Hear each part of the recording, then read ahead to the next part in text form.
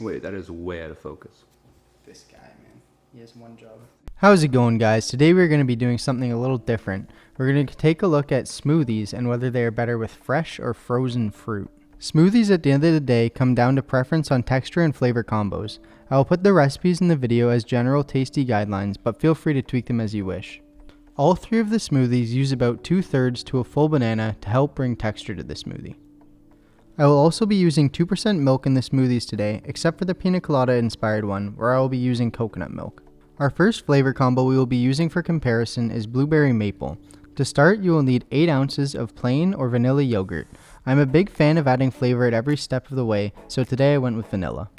You will need a tablespoon of your favorite maple syrup, and for the meat and potatoes, or blueberries and blueberries, I found some frozen wild blueberries which we will compare to fresh local ones. We're going to start out with the fresh version. For this you will need 1 cup of fresh blueberries. You know we didn't wash those, right? Preferably washed, that stuff's nasty. And before I get a bunch of comments making fun of my blueberry pouring ability, those little rascals are hard to control. To that we added 4 ounces or 120 milliliters of vanilla yogurt. For a thicker texture, a plain Greek yogurt would work well also. Jesus Christ, made some Ontario bagged milk. Next you will need about 3/8 or about a half cup of milk. If your smoothie is too thick, try adding milk at the end to thin it out also. Since we are using fresh fruit, I went ahead and added some ice cubes to thicken it. The recipe calls for about a handful of them. I added about a tablespoon of bourbon maple syrup, but if you find the end product too watered down, you can try adding a bit more to sweeten it up again.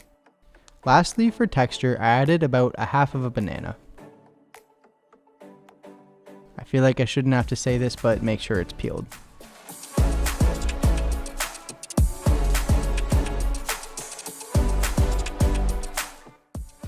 Once everything is combined, make sure to read the manual for your new blender once you realize that you don't actually know how to turn it on.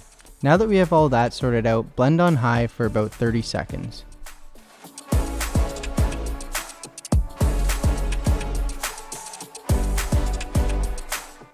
Blend until the smoothie has reached your desired consistency and make any tweaks before pouring it into a glass. Next up, we are going to put our smoothie up against a frozen version. Be very careful if you have a white countertop like us, because frozen blueberries, aside from being tasty, are also very good at leaving stains. Drew, you're a mess, dude. Okay, relax. Like before, we are going to add a half of a cup of blueberries, 4 ounces of vanilla yogurt, a half of a cup of milk, and 1 tablespoon of maple syrup, and half of a banana. Since we don't have ice in this version, it will yield a slightly lower amount, but you can increase the milk to about a cup without sacrificing flavor, because the frozen fruits tend to be a little sweeter. Visually, I already like the frozen variant better. It ended up producing a much darker version, which I am assuming is from the frozen blueberry juice.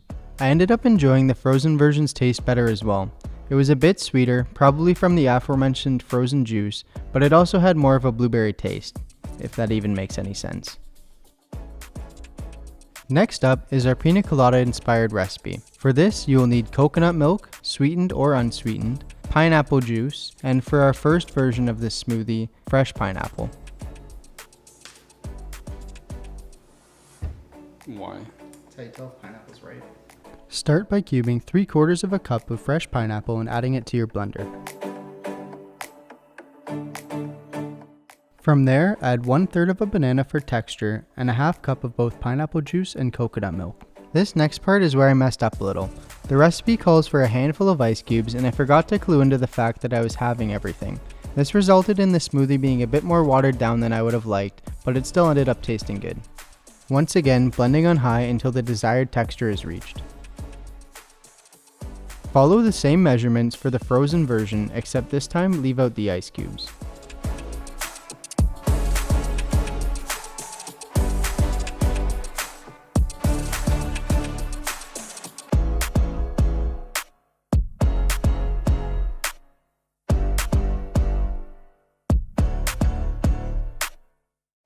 It didn't occur to me at the time that taking out the ice cubes would significantly reduce the volume of the smoothie, but to fix this I added about an extra 1/4 cup of both pineapple juice and coconut milk.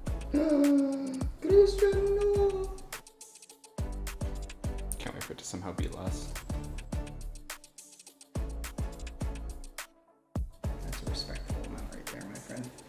Once again, I found myself enjoying the frozen version a lot more.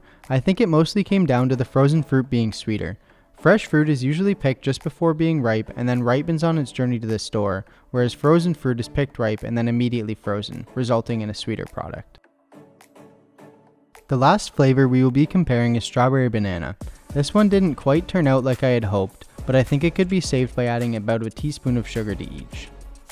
Slice a cup of fresh strawberries. This is all going to end up going in the blender, so you really only have to remove the top of the strawberry.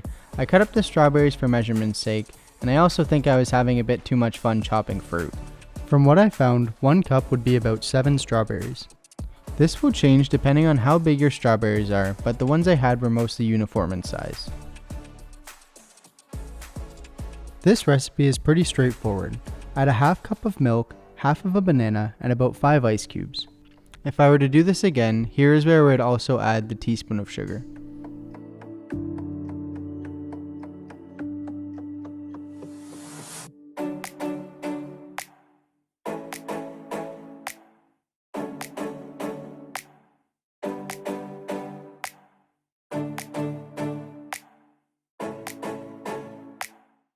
For the frozen version, I added the same amounts of ingredients and once again left out the ice cubes.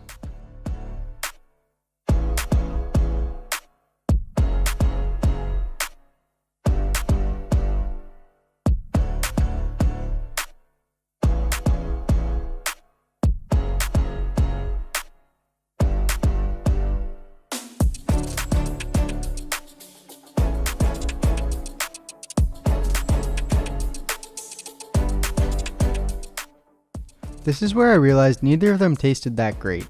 They seemed to be on the right track, but I felt like something was still missing. Because of this, I believe the addition of sugar would help greatly. For the sake of the video, I choked back the taste of the smoothie. Totally kidding, they weren't actually that bad. And actually ended up liking the fresh version more. This was by far the most visually appealing smoothie, and I could see it tasting a lot better when in peak strawberry season. Overall, I enjoyed the frozen versions more. It wasn't completely controlled since I omitted ice in the frozen smoothies, but the frozen fruit seemed to be sweeter and provide more of a fruity taste, which is really the point of a smoothie. Yeah, I think they're just not sweet enough. I gotta add sugar next time. Thanks again for watching. I have seen your comments about getting a new apron so as to not completely hypnotize all of you. This video was recorded in advance and I am looking to find one that will come through on camera better.